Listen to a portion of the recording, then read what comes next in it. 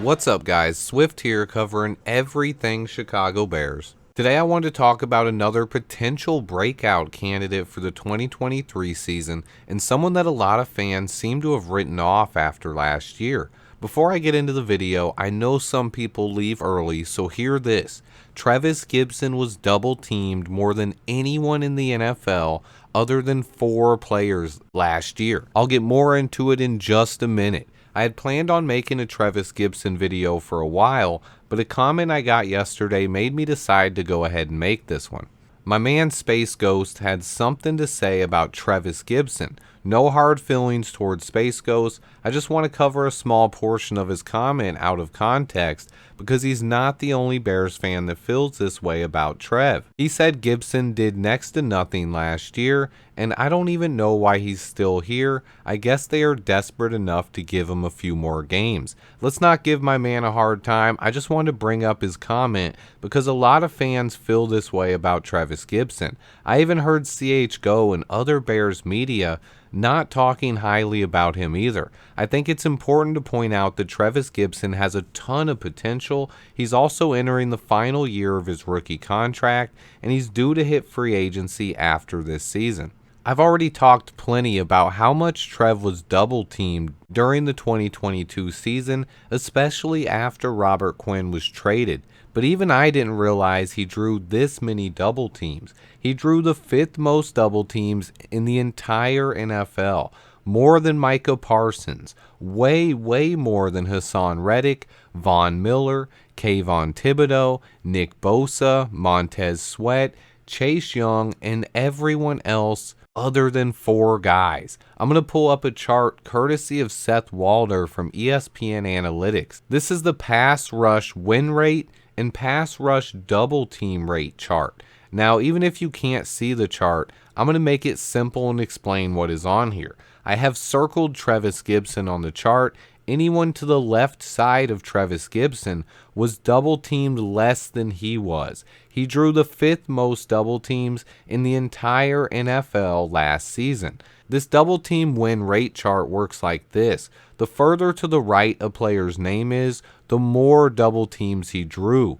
Then when it comes to how high up on the chart they appear, that is determined by their pass rush win rate. As you can see, the guy at the top of the NFL in pass rush win rate is Micah Parsons, who even with all the success he has, drew less double teams last year than Trevis Gipson did. Just to put that into context, the 3 most successful pass rushers in the league were Micah Parsons, Hassan Reddick, and Myles Garrett. Parsons and Garrett had that success while drawing significantly more double teams than Hassan Reddick did, making Parsons and Garrett the top 2 elite pass rushers in the NFL.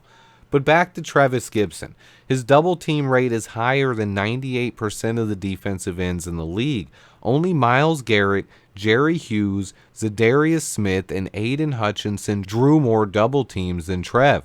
Also, he had more success winning his double teams than Aiden Hutchinson did, and just below Zadarius Smith.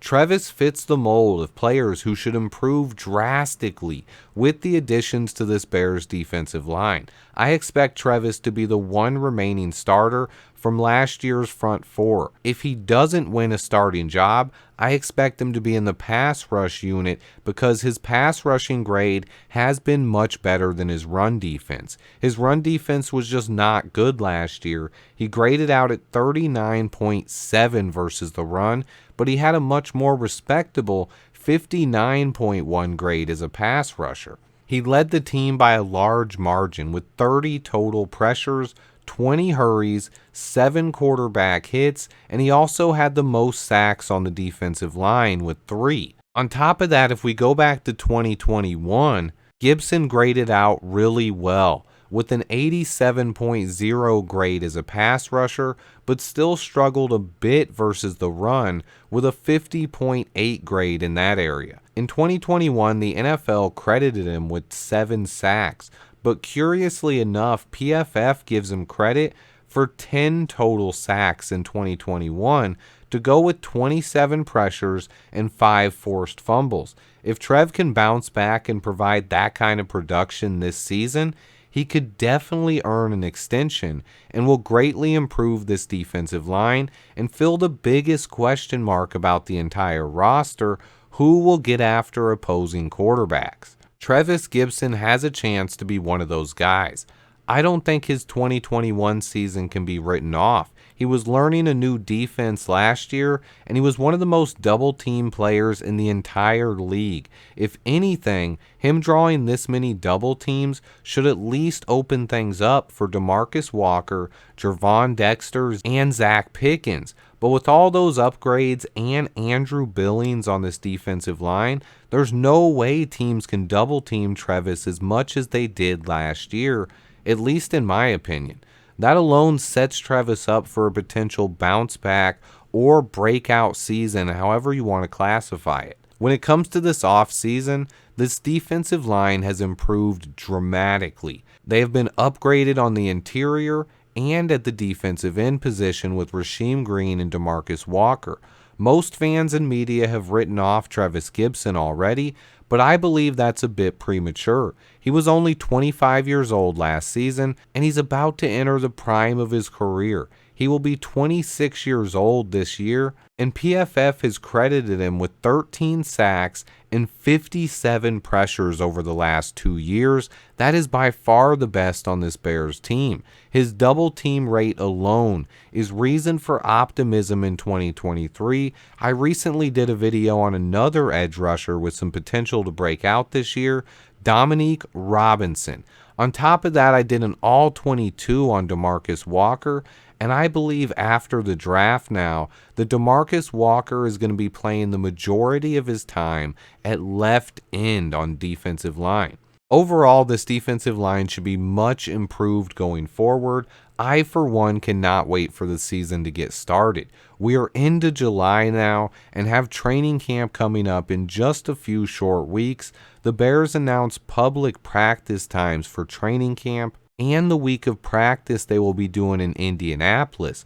Fans can also attend 2 practices in Indy before their preseason game next month in August. Stay tuned, guys. I have so much more coming. I took a little bit of time off, but daily videos will be resuming very soon. Please remember to hit that like button for me, and until next time, bear down. Yeah, we icy. We going for that ring. We about to go golf. Let's go to the swing. So, yeah.